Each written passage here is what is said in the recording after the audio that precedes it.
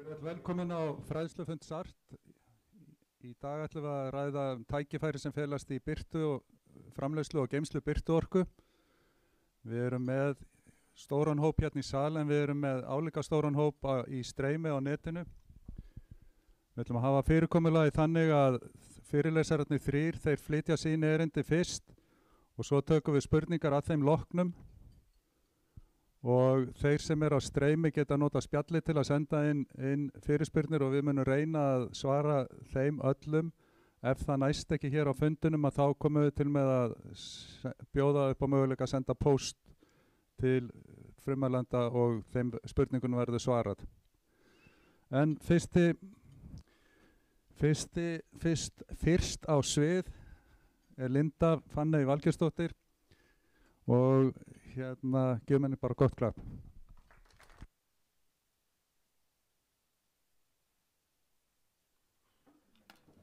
Takk fyrir. Jú, ég heiti Linda Fanney og ég framkvæmdastýra og meðstofnandi Alor sem þið hafið kannski heyrt og vonandi.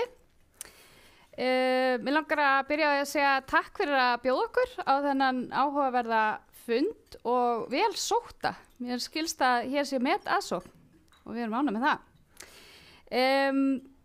Ég bara til að aðeins að kynna minn bakgrunn, ég lögfræðingur í grunninn, þannig að ég brenn fyrir því að hafa hlutin í lagi og hlökkum til að heyra meira frá honum Óskari á eftir. Langar að segja ykkur aðeins frá því að Alor hefur rutt brautina þegar kemur að innleiðingu sólarorkulausna svona á stærri skala á Íslandi. Og við hefum tekið að okkur í samstarfi við okkar góðu samstarfsaðila að taka þessi verkefni alveg frá A til Ö. Allt frá greiningu og hagkvæmni og yfir í hönnun kerfa, val á búnaði, innflutningur búnaðar og uppsetningar. Ég leyfi mér að fullera það að við höfum víðtækustu reynsluna á svona stærri skala sólarorkuverkefnum hérna á Íslandi. Og í mínum huga mjög skýrt af hverju við erum ekki komin lengra. Það vegna þess að við höfum aldrei þurft að hugsa þetta. Ég lét hafa þetta eftir mér daginn í fjölmiðlum. Við höfum haft næga græna orku og hún hefur verið ódýr. Núna hvorugt að raungerast sem að í rauninni ýtir okkur í að skoða nýja lausnir og við finnum mikinn áhuga og erum með 20 verkefni í pípunni. Við höfum líka tekið að okkur að ýta við kerfinu og þó með það fyrir augum að vinna með aðilunum í kerfinu, með dreifiveitunum, með byggingafulltrúanum, með HMS, því að það eru allir að tileinka sér nýjungar. Mér langar svo til þess að gefa ykkur smá innsýn inn í það sem að við höfum verið að gera og inn í þau verkefni vegna þess að ég veit að það eru margir svona áhugasamir það hver framleiðslugetan og hvernig þetta að fara af stað. Bara svona til þess að ramma inn það sem við gerum að þá erum við að setja upp sólarorkuver sem eru þá til þess fallin að draga úr kostnaði og álagi á raforkukerfið. Þetta auðvitað hægt að festa á þök, veggi og jarðfesta. Við erum vinnum einnig að þróun okkar eigin rafhlöðulausna úr notuðum rafbílarafhlöðum. Og þetta eru svona þessar BESS-lausnir sem þið kannski þekkið, Battery Energy Storage Systems, sem að geyma rafmagn frá sól og vindi, jafna afltoppa og draga úr olíunotkun varafls. Að lokum þá vinnum við einnig að nýsköpun og líkanagerð til þess að bæta orkunýtni og draga úr rafmagnskostnaði og þess aftar. Nú, til þess að sýna okkur inn í kerfin sem við höfum sett upp. Þetta allra fyrsta kerfið sem við settum upp hjá honum Rúnari Unndórssyni sem kannski einhverjir hérna inni þekkja. Hann tæknistjórinn okkar, þetta heima hjá honum á Seltjarnarnesi. Þið getið heimsótt hann ef þið viljið. Þetta lítið kerfi, 10 sellur, 4,3 kW uppsett afl og 15 kW rafhlaða. Þetta eina kerfi sem við höfum keyrt í heilt ár og framleiðslan núna síðustu 12 mánuði hefur verið 3500 kW á þessu kerfi. Rúnar hefur líka sett upp veðurstöð og birtumæli, þannig að hann getur sagt ykkur ýmislegt hvernig þetta gengur og hann ánægður með að geta keyrt sko rafbíluna á sólinni hluta árs, þannig hrifin af því. Síðan það þetta verkefni í Garði, þetta kúabú í Eyjafjarðarsveit. Þarna settum við upp 66 sólarsælur, 27,7 kW uppsetafl og 10 kW rafhlöðu. Við áætlum að sólarorkuframleiðslan á þessu sólarorkuveri sé 23.000 kWh ári. Síðustu 3 mánuði hefur það framleitt 9.500 kWh. Þetta bú notar mjög mikið rafmagn. Það eru allt upp í 500 kWh á dag sem þau eru að nota og á björtustu tímunum þá hefur við séð kerfi vera að anna yfir 40% af sólarhring, skulum við segja. Við erum líka oft spurð hvað þessi kerfi að framleiða lengi eins og á björtustu tímunum. Við höfum séð það allt upp í 20 klukkutíma á sólarhring. Þannig að það er auðvitað keppni á milli mismunandi vera á mismunandi stöðum á landinu. Hérna sjáum við hugbúnaðinn, langar til að sýna ykkur aðeins inn í hann. Þarna til dæmis kerfið að framleiða 19,4 kW á þessari stundu og á meðan notkun 13,1. Það að fara inn á rafhlöðuna, allt sem getur farið á þessari stundu og svo seitlar smávegis inn á griddið. Þetta var og að mér skilst stærsta kerfi sem hefur verið sett upp á Íslandi og ótrúlega gaman að sjá svona hvernig þetta að leggjast í bændurnar, en þetta hluti af verkefni sem við erum í með bændum, þar sem við erum að setja upp 4 sólarorkukerfi á 4 búum í mismunandi búrekstri og við erum að fylgjast mjög grannt með þeim og við erum að vinna þetta meðal annars í samstarfi við bændasamtökin. Síðan hér garðyrkjubú Móður jarðar í Vallanesi. Þetta eru 27 sellur og 11,3 kW uppsetafl. Við áætlum að þetta kerfi framleiðir 10.000 kWh ári og síðustu 3 mánuði hefur það framleitt 3.300 kWh. Þetta í fyrsta sinn sem garðyrkjubú, eftir því sem við komumst næst, að nýta sólarorku í sinn rekstur. Síðan það Borgartún 26, þetta var tæknilega mjög flókið verkefni og þarna settum við 51 sellu og 50 kWh rafhlöðu sem hún stendur úti, þessi rafhlaða. Við áætlum að framleiðslan sé í kringum 20.000 kWh ári. Síðustu 3 mánuði hefur kerfið framleitt 4.500 kWh.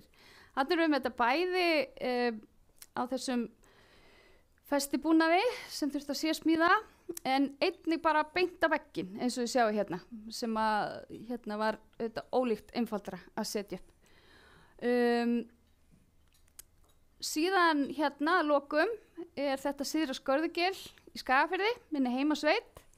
Þarna hafa verið settar upp 40 sellur, 16,8 kW uppsetafl og 10 kW rafhlaða. Það eru 9.000 fermetrar af þökum sem leita sér að nýju hlutverki. Þannig að hann Einar svona að horfa til þeirra tækifæra sem að kunna þarna liggja.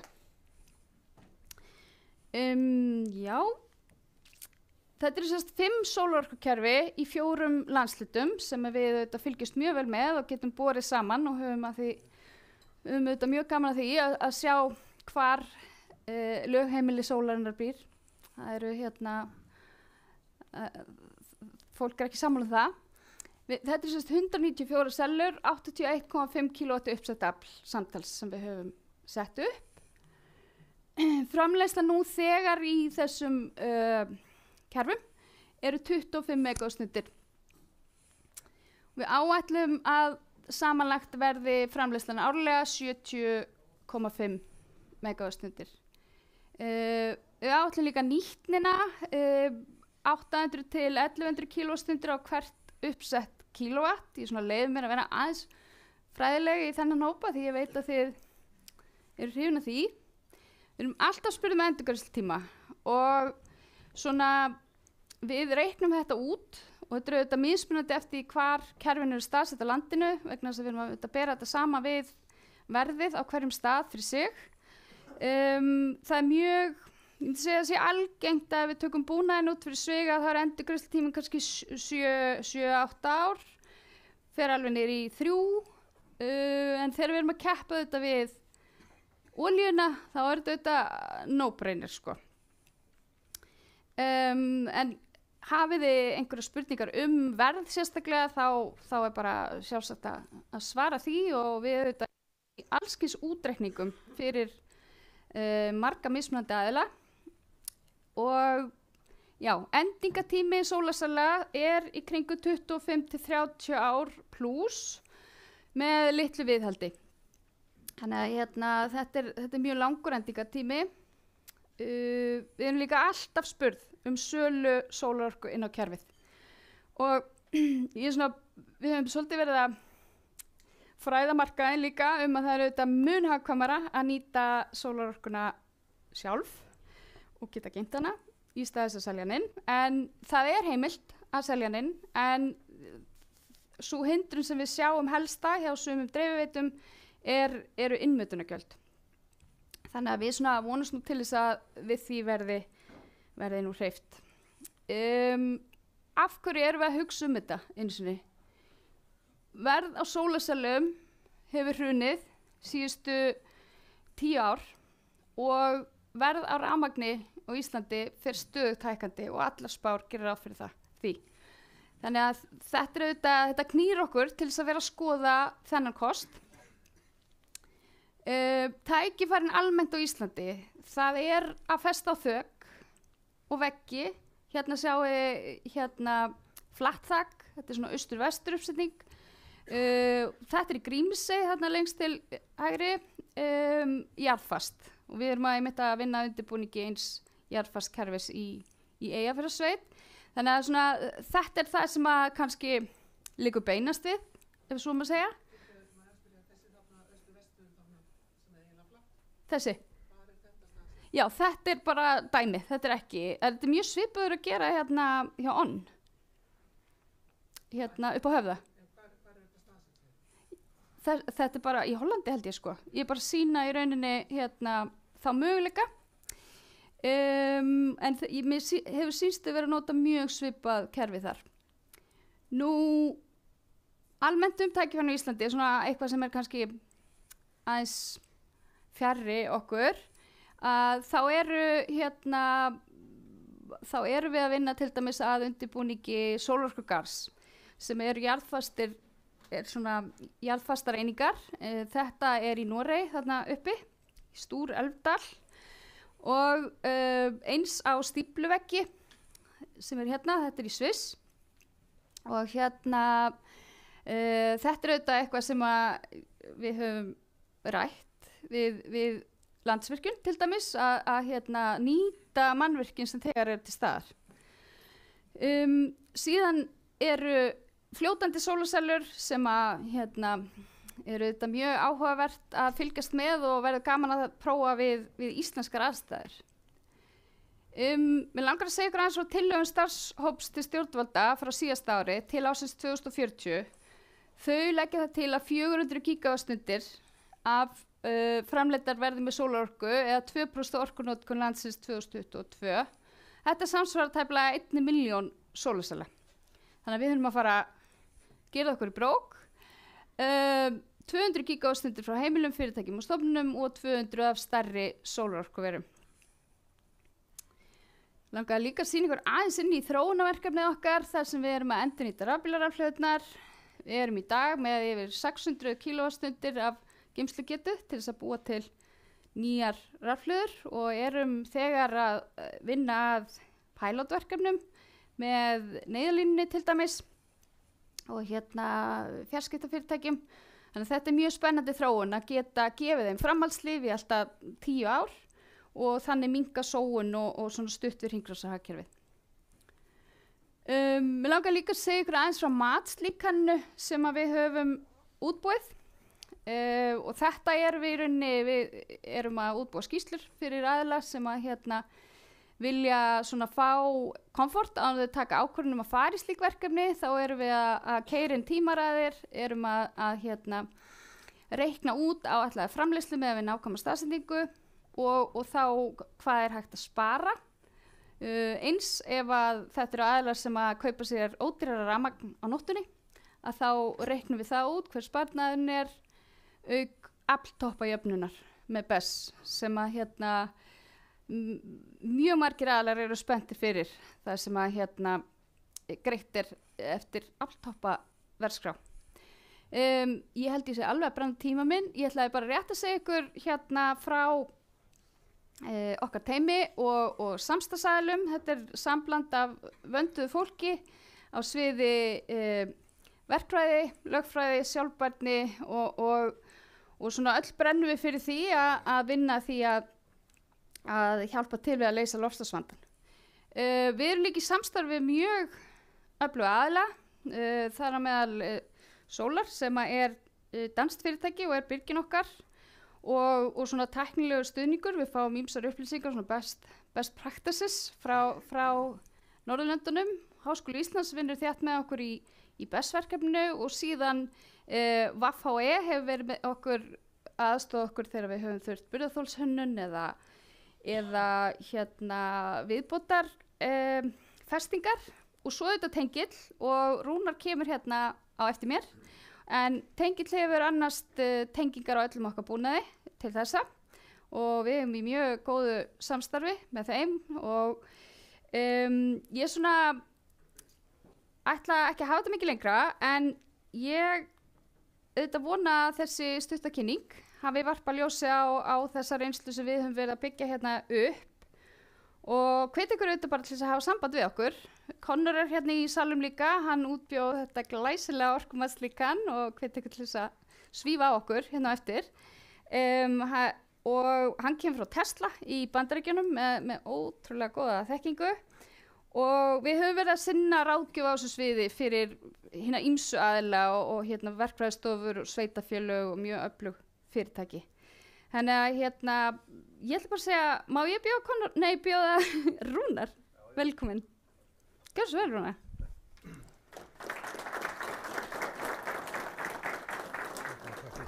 Þannig hér. Heyrðu, þú ert að fá þetta.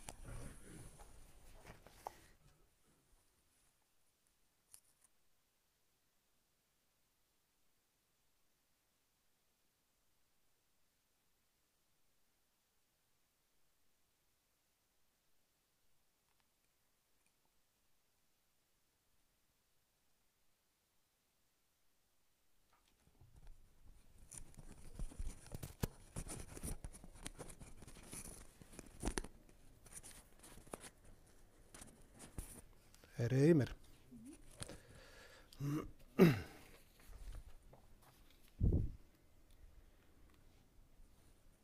Já. Góðan daginn, gaman að sjá hvað eru margir. Ég heiti Rúnar Kristjánsson og er verkefnastjóri hjá Tengli.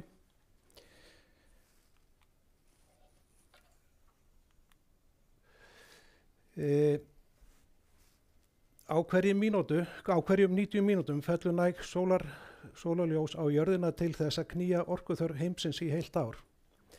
Við erum nú á fyrstu skrifum hér á Íslandi að nýta þennan orkukost sem birtu orkan er. Í dag ætla ég að fara stuttlega yfir ferilinn og tæknileg atriði eins og þau snúa við okkur sem rafvirktökum. Ferillinn og tæknileg atriði, það sem við þurfum að hafa í huga er varðandi raflagnahönnun. Það þarf að fara fram raflagnahönnun í upphafi verks í samræmi við gildandi reglugerðir og staðla. Raflagnahönnun þarf að byggja á nákvæmum útreikningum og notkun. Nauðsynlegt er að taka mið af bæði afkastagjötu sólarkerfis og tengingu þess við rafdreifikerfið. Mismunandi gerðir sólarrafhlaða, invertera, rafgeyma geta haft áhrif á hvernig raflagnakerfin eru hönnuð. Hönnun skal gera ráð fyrir framtíðar stækkunarmöguleikum ef notandi vill bæta við fleiri panelum. Varðandi sólarorkukerfi tengt við dreifiveitur. Það þarf að tilkynna til viðkomandi dreifiveitna uppsetningar áður en hún hefst. Allar tengingar og rafmagnsvinna mega einungis vera framkvæmdar af löggildum rafvirktökum samkvæmt reglugerð og rafmagnsöryggi. Þetta tryggir rétta framkvæmd og öryggi notanda sem og kerfi fái lögformlega skoðun og samþykki. Löggildir aðilar bera ábyrgð á verklag sem rétt og ber ábyrgð gagnvart HMS og dreifiveitum þess. Varðandi CE-merkingar, allur búnað sem við erum að nota og sólarsellur, inverterar, rofar og svo framvegis þarf að vera CE-merktur. Þetta þýðir að hann uppfyllir kröfur Evrópusambandsins rafmagns og eldvarnir. Mikilvægt að tryggja straumrof ef straumur dettur út frá dreifiveitum til að vernda bæði viðgerðarfólk og búnað þess. Varðandi jarðbindingar og eldvarnir, nauðsynlegt að hafa í huga að jarðbindingar og viðeigandi eldvörnum, viðeigandi eldvarnaleiðarar og yfirspennuvarnir koma í veg fyrir skemmdir á inverterum og öðrum rafeindabúnaði sem verður notaðar í þessu. Samskipti sem við höfum átt við byggingarfulltrúa, mikilvægt að eiga gott samstarf við byggingarfulltrúa viðeigandi sveitafélags. Þó svo að sólarorkukerfin séu ekki alltaf tilkynningarskyld eða byggingarleyfiskyld þarf að tilkynna uppsetningar til byggingarfulltrúa í þeim sveitafélögum sem við á. Byggingarfulltrúi hann metur útlitsáhrif, staðsetningar á þaki, festingar, áhrif á bærileika hússins. Í sumum tilvikum þarf samþykki ef kerfi breytir yfirborði þaksins mikið eða ef húsin séu friðuð.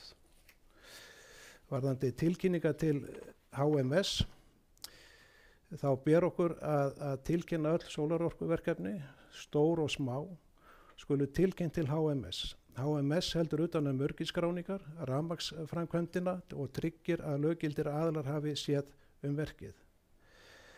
Verkefni eru í flokki, það B-löggilding, einfaldari kerfi sem krefjast tilkynningar og lokaúttektar. A-löggilding eru flóknari kerfi sem þurfa formlegri umsókn, leyfi áður en framkvæmdir hefjast.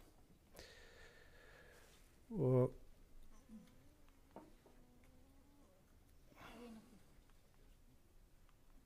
já, þá það flokkar og sólarorkuvera. Varðandi örvirkjanir sem eru 12 kW eða minna. Þetta eru minni sólarorkukerfi, oft sett upp á íbúðarhús, sumurhús eða smáum fyrirtækjum. Tilkynningaskylda með B-löggildingu á þessi verkefni. Rafverktakinn tilkynni framkvæmdina til HMS. Salan inn á raforkukerfi ómöguleg. Þessi kerfi eru einungis ætluð til eigin notkunar, sjálfsnotkunar. Ekki leyfilegt að selja umframorku til dreifiveitu. Þetta takmörkun sem sett af löggjöf eða tæknilegum ástæðum til dæmis vegna inntaksbúnaðar dreifiveitna. En við færum svo í smávirkjanir sem eru 12 til 100 kW. Þetta eru svona stærri kerfi, til dæmis fyrir stærri atvinnuhúsnæði, bæjarfjölu eða samnýttar orkulindir. Það tilkynningarskylt fyrir A-löggildingu. Verkefni krefjast skráningar sem A-löggilding og samþykkis áður en framkvæmdir hefjast. HMS fer yfir gögn og veitir heimildir til framkvæmda. Sala inn á dreifikerfi möguleg. Ef viðkomandi dreifiveita samþykkir hægt að setja umframrafmagn inn á kerfið. Nauðsynlegt að hafa samning við dreifiveitu og fullnægjandi búnað í samræmi sem við á. En þegar við erum komin svo í virkjun sem stærri en 100 kW, þetta eru þá svona sólarorkuvirkjanir sem teljast til í atvinnurekstri í raforkuframleiðslu og sótt leyfi til Orkustofnunar samkvæmt raforkulögum.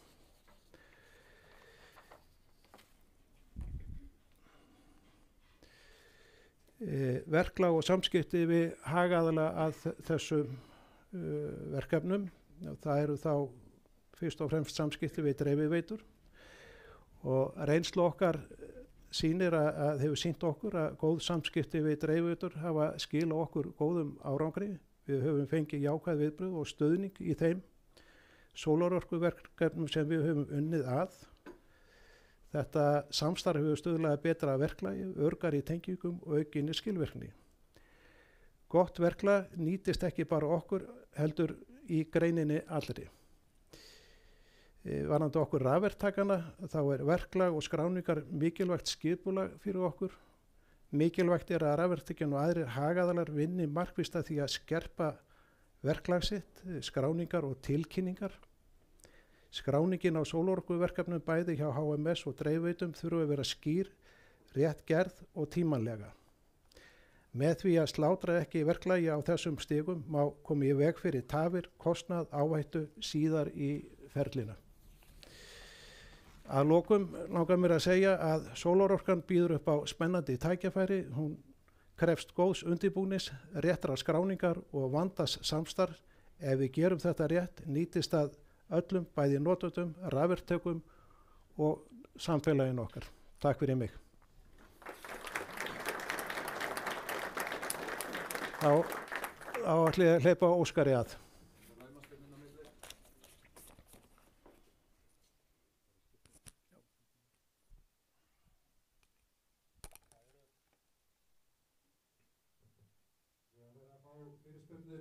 Af netinu og bara til að ítreka það verður öllum fyrirspurnum svarað á eftir og þegar að við byrjum opnum fyrir spurningar þá bið ég ykkur að gefa mig merki þegar þá kem ég með mikrofónum til ykkar svo að þeir sem eru á streymi heyri spurninguna, ekki bara svörin og þurfa að giska hver spurningin var.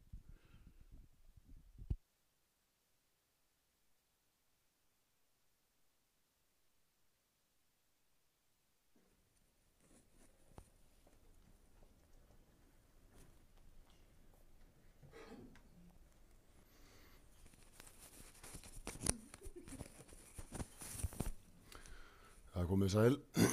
Ég heiti Óskar Guðmundsson og ég sérfræðingur í rafmagnsöryggi hjá HMS.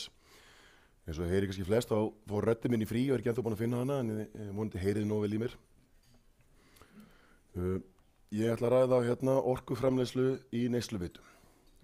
Það er það sem við svona helst að horfa í dag að nú erum við að fara að fá orkuframleiðslu í neysluveitunum sjálfum. Þetta er ekki sér virkjun eða veita eða engar ástöðu heldur eru konur með bæði orkuframleiðslu og orkunókun á sama stað. Og þá flækist vandamálið töluvert frá því sem hefur áður verið. En regluverkið í dag, við erum með regluverk sem nær utan þessar framkvæmdir, en það er ekki sérlega sniðið af svona minni einingum, heldur þetta sniðið meira af stærri raforkuframleiðslu eins og hefur tíðkast. Við erum með lög um öryggi raforkuvirkja, við erum með reglugerð sem er sett í þessum lögum, síðan erum við með verklagsreglur og verklýsingar sem eru sett í sem að koma út frá þessu verklagsreglum. En við nýtumst einnig við staðla. Við notum við staðlan til þess að meta hvort að þetta uppfylli þessar evrósku reglur. Og vísa ég sérstaklega í ISD HD 6364 sem allir þekkja sem ISD 200 og síðan er þessi sérstakki staðall kröfur til tenginga við dreifikerfi sem flækir dálítið máli fyrir þessar minnstu virkjanir. En hvað er rafveita? Skilgreiningar rafveitu er fyrirtæki sem flytur, dreifir og eða selur rafmagn. Engarafstöð. Það er afstöð sem enga sem er staðbundið og framleiðir rafmagn til enganókun er ekki tengd dreifikerfinu. Þessar smá orkuvirkjanir eða þessar örvirkjanir eða vinnslunotendur eins og staðallinn kallar það falla undir hvorugt í rauninni. En virkjun er þess að ekki sérstaklega skilgreint í reglugerðinni en það er rauninni bara fyrirtæki sem selur raforku, framleiðir og selur. Orkuframleiðandi neysluveita í reglugerðinni eru settar ákveðnar kröfur að það þarf að uppfylla grunnkröfur 10. grein reglugerðarinnar almennar öryggiskröfur.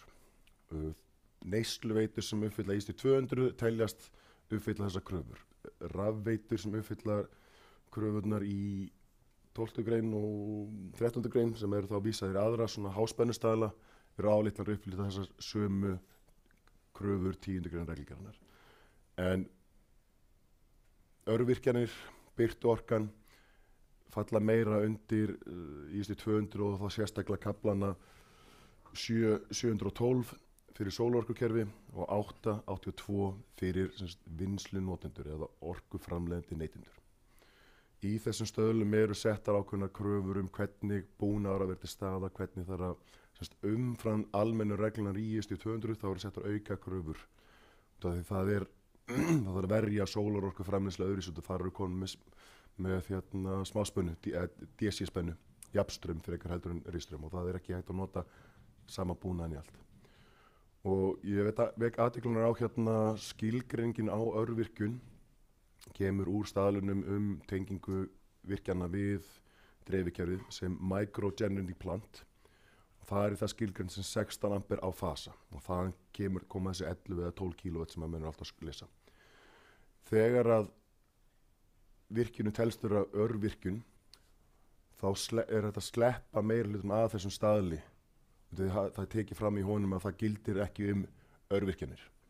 Annars er sá staðall alltaf ítarlegur og alltaf kröfuharður á hvað það þarf að uppfylla til þess að megi tengja virkjun við dreifikerfi og það að mestmegnir er útfært í tengiskilmálum dreifiveitna nú þegar. En með því að vera með örvirkjun sem fellur ekki undir þá er þetta að sleppa ansi mikið þannig að einfaldasti munar örvirkjun en leið og er orðið annað en örvirkjun, sem stóðin smávirkjun eða bara stórvirkjun, þá eru konar ítalegu kröfur og þá kemur inn krafan frá HMS af þeir sem eru að framleiða raforku til sölu, óháð stærð eða eru komin meiri heldur en þessi 12 kW eða 12 kW eða meira í eigin framleiðslu, þá kemur krafan að það sé ábyrgðarmaður og öryggisumkerfi.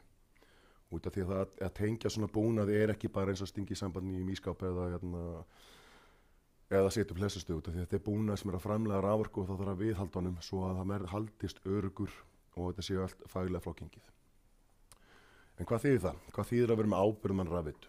Þannig að fyrir ábyrgðarmann dreifiveitu er ansi mikið sem sá aðili þarf að bera ábyrgð á en ábyrgðarmenn smávirkjana og örvirkjana getur bara verið sá rafverki sem settið upp.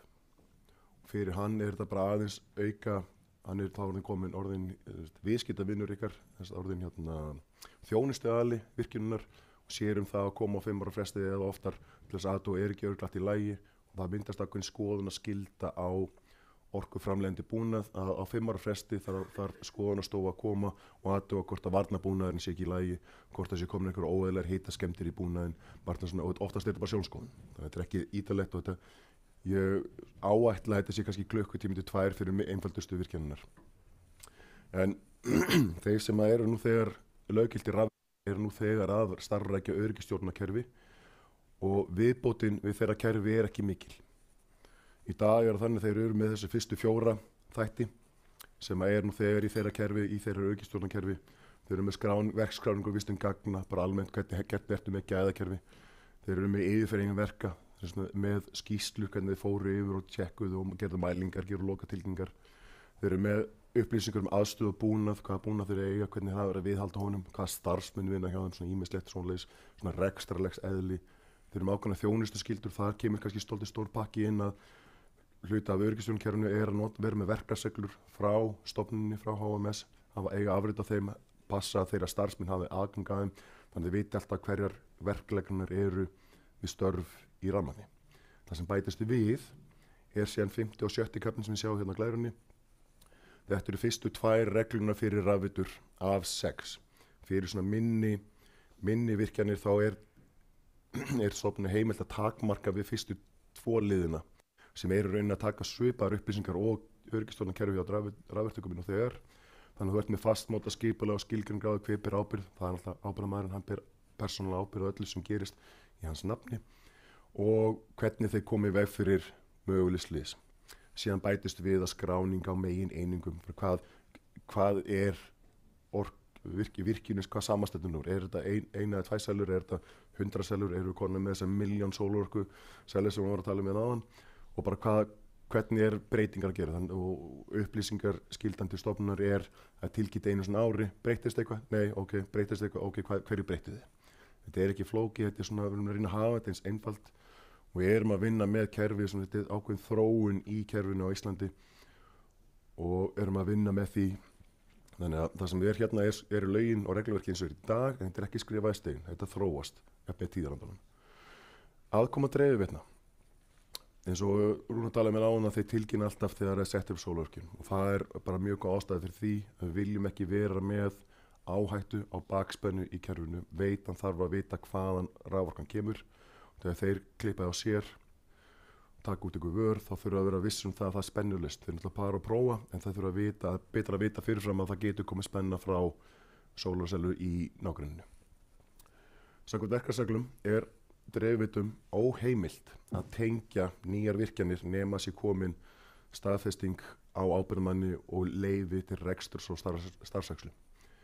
Fyrir nýjar virkjanir, þegar þetta er stór virkjun, þá er það mjög einfalt, það er engin neysluveita til staðar. En þegar raforkuframleiðslan er í neysluveitunum, þá þýðir það að ef við ætlum að ganga til Fuglust, þá þurfti veitan að keypa veituna af netinu hjá sér, þangað til að fengi heimild.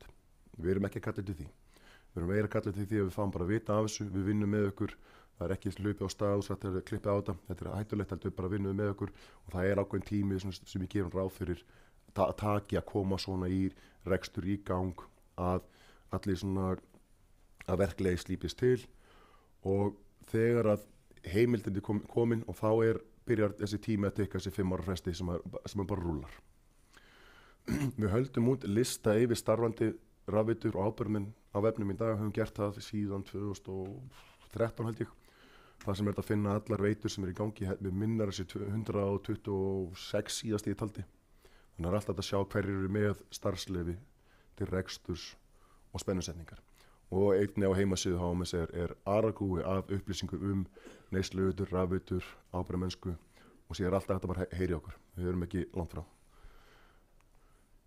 En til að taka þetta saman, raforkuframleiðsla yfir 11 kV fellur utan staðla. Þá eru komin í ekki lengur þessi mikrovirkjun, eins og þetta skilgreint í staðlum, heldur orðin að bara fullorðinsvirkjun ef við mætti kalla það. Og þá þarf að vera ábyrgðarmaður öryggiskerfi og leið og orðin eitthvað sala á raforku, þá fellur þetta undir skilgreininga á rafveitu sem þarf þá ábyrgðarmaður öryggiskerfi. Ég segi nú oft sagt í grínu við fólk að ef þú setur reiðhjól, setur dínamo og hleðurinn á batteri, þá ertu að framleiða raforku og ætlar að selja þá raforku, þá þarf það að vera ábyrgðarmaður öryggiskerfi, en það er ekki andi lagana. Þetta er svona smátútur. Öll uppsetning þarf aðkoma löggiltra rafverktaka alveg saman hvort það sé lítil virkjun. Ef það sé einhvers staðar háspenna, þá þarf á háspennu, rafverktaki með háspennuréttindi til að koma að þessu. Allar orkuframleiðandi einingar óháð stærð þarf að tilkynna til viðkomandi dreifiveitu, bara svo þeir viti af hættunni á bakspinnu og geti græjað í sínu kerfi til samræmis. Dreifing og sala á raforku þarfnast ábyrgðarmanns, eins og ég hoppaði fram yfir hana. Það er ábyrgðarmann og öryggiskerfi, en það er ekki það flókið og þetta er ekki að fara að éta upp allan ágóðan. Þetta er ekki það flókið. Það minnsta virkjunin á landinu sem hefur verið með ábyrgðarmann og öryggiskerfi til margra ára er bara 15 kW og það verið skanga allt 50 á þeim. Það er allan að þeirra ná að reka kerfi. Framleiðsla yfir 11 kW þótt að sé í eigin notkun er samt komið yfir og það er orðið það mikið afl í kerfinu og það þarf ábyrgðarmann og öryggiskerfi. Og ef þið viljið fræðast meira þetta, vera skráðir ábyrgðarmenn fyrir svona virkjunum, þá þarf bara að senda, eða kringi okkur að senda tölvupóst á HMS, þið fáið samband örugglega beint með mig og ég leiði ykkur gegnum þetta frá A til Ö.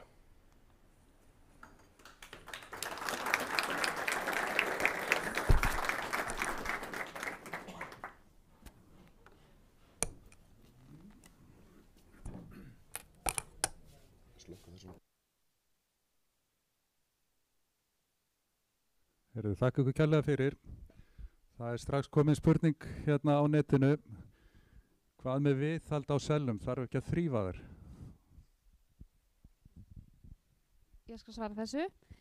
Jú, það er mjög gott að þrífa þær. Svona einu sinni í mánuði, annarkvæmt mánuði er mjög ákjósanlegt. Það sem því verður við komið. Og hvernig er það gert? Það er mjög gott að geta nýtt svona eins og svona bílaþvottakúst. Þannig að það eru þetta hægt að smúla þær en svona til þess að koma í veg fyrir að það myndist kannski svona spott og yfir hægt að þurrka þær, þá er það príma. En það er svona, já, og svo við erum oft spurð líka sko viðhaldskostnað á stærri kerfum. Það er almennt verið að miða við svona 1-2% af heildarkostnaði kerfana í viðhaldi á ári, en almennt er þetta eins og ég sagðan viðhaldslítið. Takk fyrir þetta. Sé ég hendur á lofti? Er þetta allt kristall? Nei, þarna strax komið spurning. Og ég ætla að biðja ykkur að kynna ykkur þá kannski fyrir þá sem er á netinu og bera svo fram spurninguna. Já, Kristján heiti ég. Takk fyrir fróðlegt erindi. Ef þeir tekst að selja inn á netið, hvað fáum við fyrir þá kílóvattið inn á netið? Við kaupum það hvaða kringum 20 krónur kilowattið, en hvað fáum við seljum á netið, ok. Annað, mér sýnist að sólarsellurnar séu sett á stundum bara jafnvel láréttar, skiptir ekki verulegu máli að hafa þær beint upp í sólina, fer ekki að telja betur, sem sagt að reynast betur að vera þannig að þú þarft að vera með þá meira af sólarsellum eða þú ert með þetta lárétt. Og einhver sagði mér að það veri betra að hafa þetta lóðrétt, þannig að setja þetta á veggi. Það eru margar fleiri spurningar en ég læt þetta duga. Takk.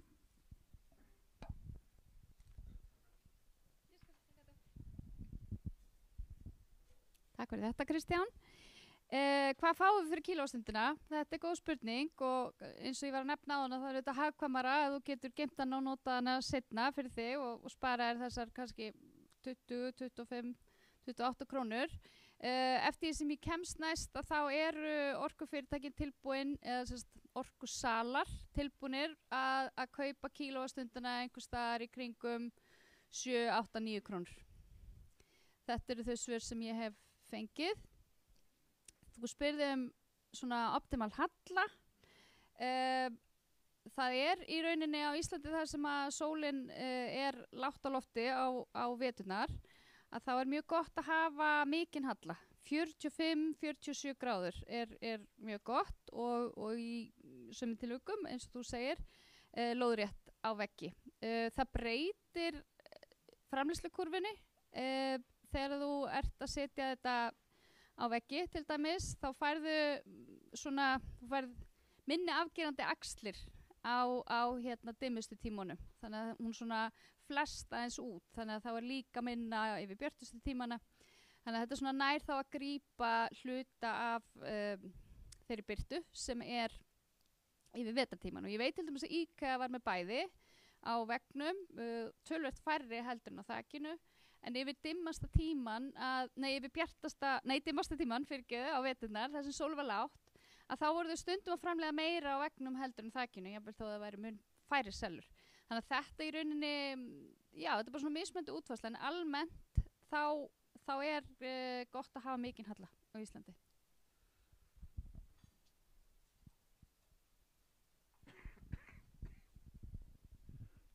Takk fyrir þetta. Það önnur spurning hérna úr streyminu og segir hvað með húsi í óbyggðum sem ekki eru tengd neinu dreifikerfi og treysta eingöngu á sólarorku þarf að tilkynna slíkt til HMS og byggingafulltrúa og gilda aðra reglur.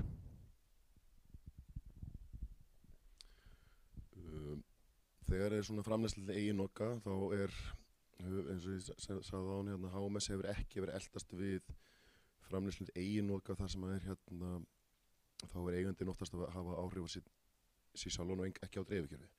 En náttúrulega öll rafverktaka, öll svona uppsetning þarf að vera gerður að löggildur rafverktaka og rafverktakinn þarf svo sem að tilkynna verktökuna sína. Þannig að það kemur svo sem tilkynning en þegar að framleiðslan til eiginnokunar og innan þessa merkina þetta sé semst örvirkjun, þá hefur ekki verið gerð krafa ábyrgðarmanna öryggistökkenni. Það sem að ekki vera áhrif á nærumhverfið. En eigandinn ber alltaf fullar ábyrgð á sínum eignum og afleiðingum af því að gera þetta ekki rétt. Þannig að hann getur verið að vera með ótilkynnt, þá getur verið að sé svona einhver vandamál sem koma seinna mér. Þannig að ef ég umorða svarið þitt, það þarf alltaf löggildan rafverktaka og tilkynna til HMS þótt þetta sé ekki tengt dreifiveitu. Tilkynningarskylt sem slíkt, en hvort að þurfa að tilkynna ábyrgðarmann og fá sér öryggisumkerfi einmitt það, ef þetta sé í nokun undir 12 kílótum, þá ekki þar á því. Takk fyrir þetta. Það komin spurning aftur. Ég heiti Lárus Andri. Takk fyrir mjög fróðulegt erindi þessa nýju víti í rafmagninu. Mér langar, ég tók eftir að þið töluðum að hugsanlega væri hægt að nota gamla geima úr bifreiðum sem rafmagnsbílum. Er einhver endingartími eftir að þeim þegar að menn búin að dæma og ónýta í bílum? Er þetta einhver varanlega ending þá í svona bransa?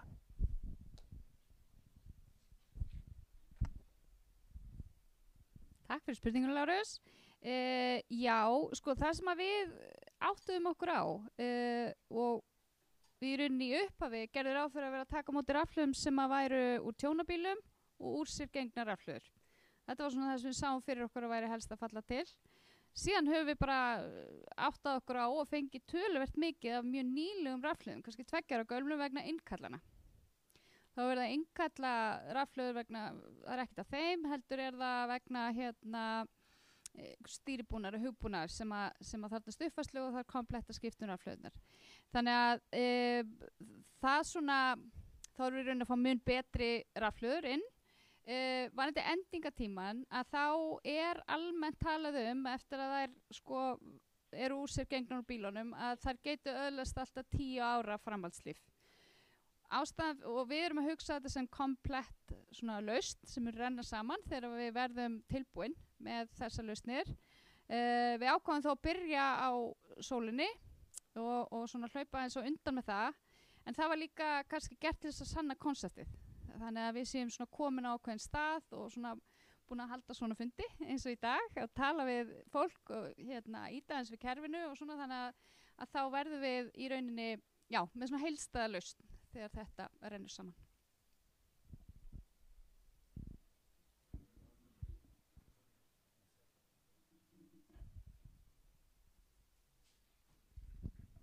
Það kom spurning hérna að verða glærurnar aðgengilegar.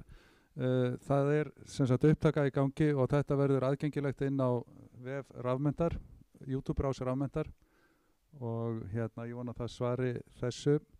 Ég þykist líka vita að þau koma til með að taka fagnandi á móti fyrirspurnum frá ykkur þó það sé annað eftir fundin eða á næstu dögum. Þannig að þið hafið nöfnin þeirra og getið fundið þau öll í heimasíðum viðkomandi fyrirtækja. En er ég með fleiri spurningar hér úr sal? Allt kristaltært. Hérna er eitt. Góðan daginn. Símon heiti ég. Ég er bara að meina pælingu með þeir eru mikið að sitja þetta á þök. Er einhver ástæða fyrir húseigendur að hafa áhyggjur af auknum leka einhverju slíku?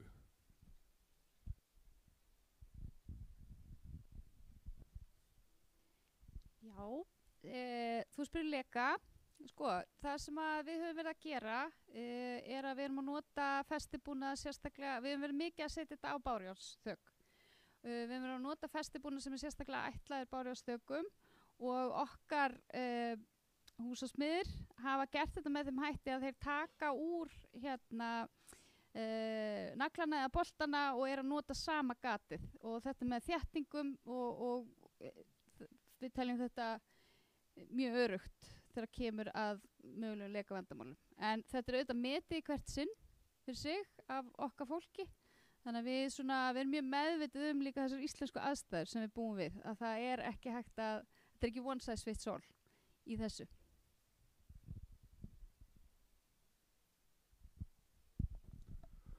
Ég get kannski líka látið sketið að á fundum sem við höfum átt með systursamtökum okkar á Norðurlöndum að þá voru nefnd dæmi til dæmis Finnarnir, þeir voru að upplifa það á svona hittu og normenn á svona hittunum þeirra upp til fjalla þegar þeir voru búin að setja á sólarsellur að þá fór að leka og þá var verið að festa þetta í einhverja gamla leirskífur í kannski 300 ára gamlum húsum og það þoldi ekki þyngdina þegar snjór hlóðst á þetta.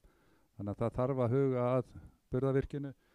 Ég held að Rúnar hafi sagt mér að það þarf í flestum eða öllum tilfellum húsasmiðameistara með réttindi til að ganga frá burðarvirkinu, leiðrétti með að það er rangt og þá í mörgum tilfellum leyfi frá byggingafulltrúa þegar verið er að setja svona búnað upp á þak því það vill enginn fá þetta inn um stofugluggan hjá sér í næsta roki. En fleiri spurningar?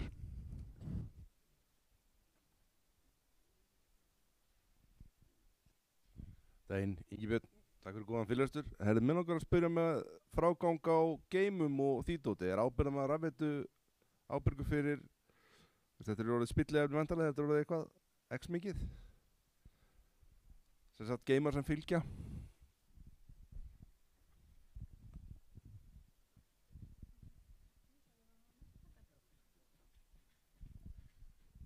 Já, takk fyrir spurninguna. Ábyrgðum að rafveitu ber ábyrgð á öllum sem rekstri rafveituna þá rafmagnsöryggi og aðalega rafmagnsöryggi. svona spilliefni eins og geimar, það fellur undir það líka og þekkist náttúrulega í dreifveituna ef þeir eru með einhverju geimastaður fyrir varaflsvélar að þeir þurfa að hugsa það líka. Þannig að lithiumraflunar eru náttúrulega ákveðu umhugsunarefni út af eldhættu og annað og ég lýsi ofta lithiumraflum meira sem flugvöldum frekar heldur en raflum, því að ef þetta fer á stað þá þetta vel farið á stað. En það alveg að þetta ganga frá þessu þannig að áhugjá á þetta. En ef þeim með eitthvað spilliefni, rafluður ekki úr lithium sem að gasa frá sér við nokun, það þarf náttúrulega að ganga frá þeim með viðandi hætti og það eiga að vera til bæði leiðbeiningar hvernig það og komin reynsla á það í nágrannalöndum og frá þessum sögulegaðalum og framleiðendum. Þannig það ætti að vera til reynsla til staðar þannig að menn þurfa ekki að ráfa með blindi. Síðan eru alltaf gott að hafa líka samskipti við slökkvilið og eldvarnir eftir viðkomandi bæjarfélag og þeir geta verið með einhverjar auknar kröfur eldvarnir.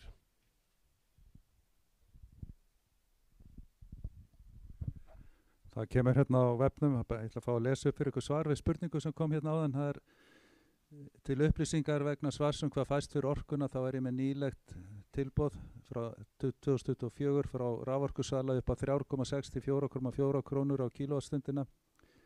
Við það bætir síðan liðlega 1 króna vegna innmötunar. Þetta liggur á netinu hjá okkur. Fleiri spurningar? Ég get nefnt kannski líka sem dæmi að því ég var að vitna í þessi norrænu samtök að þar eru menn mikið að velta fyrir sér við endurnýjun á húsnæði.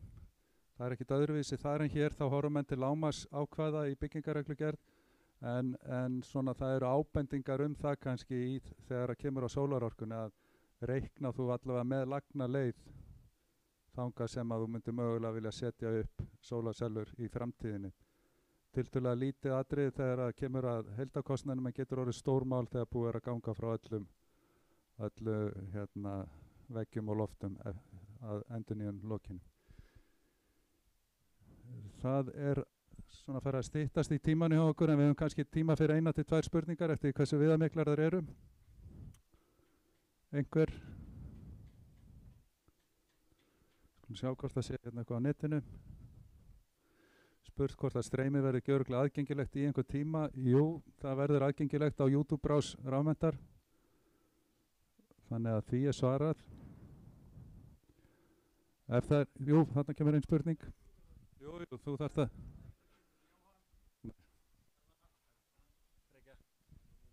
Góðan daginn, Jóndur Jóhann. Mér langar að vita með þessi verkefni sem þú ert að sýna á þann sem verið að framkvæma eða búið að framkvæma.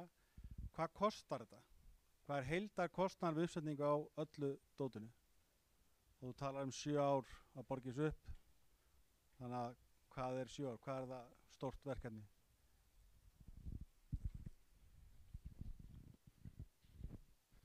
Spurt viðskiptaleyndamál.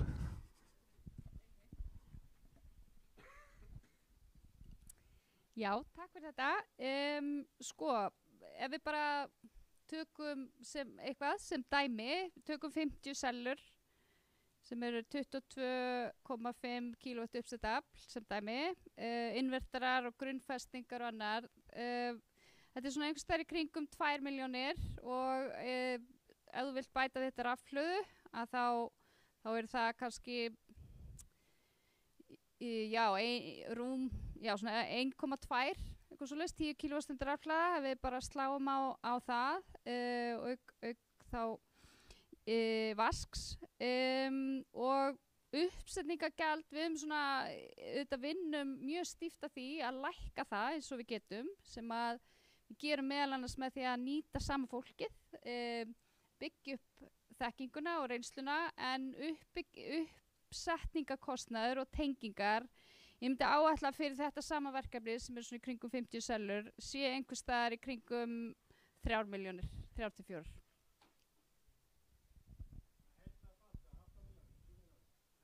Já, ef þú vilt, það auðvitað val hvort þú viljir hafa rafhlöðu, en ef við segjum það að þá ertu 7,5 kannski, hvað svo leys.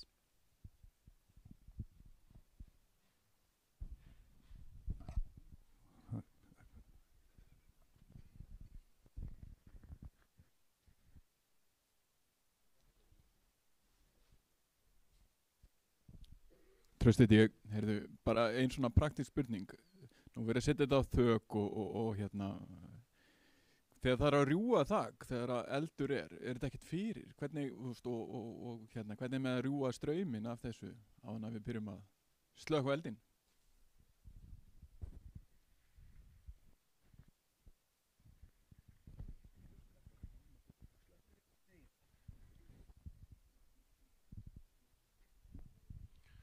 Þetta er mjög góð spurning.